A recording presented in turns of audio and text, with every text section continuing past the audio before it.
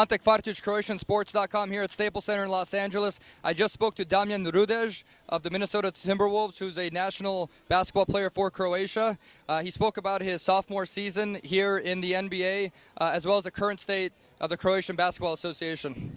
Damjan, thank you for having us again. You just played the Clippers. Last I left you last season, you were a rookie with the Indiana Pacers. Please tell me that you've got rid of the Hello Kitty backpack. Yeah, the Hello Kitty backpack is gone. Only wore it for a few games, for a month. It was fun. That was my rookie duty, and that's it. Now I'm the second year, so no more Hello Kitty. I'm happy to hear that.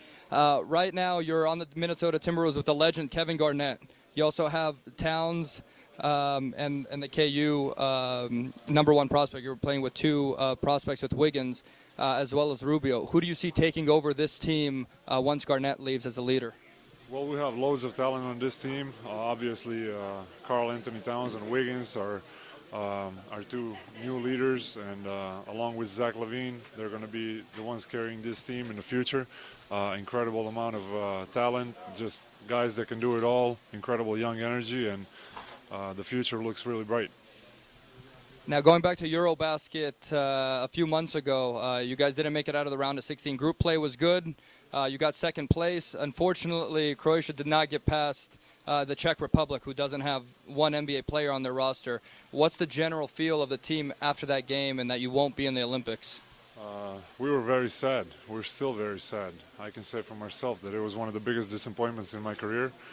Very rough summer for me and for the national team, and it's really hard to go through it.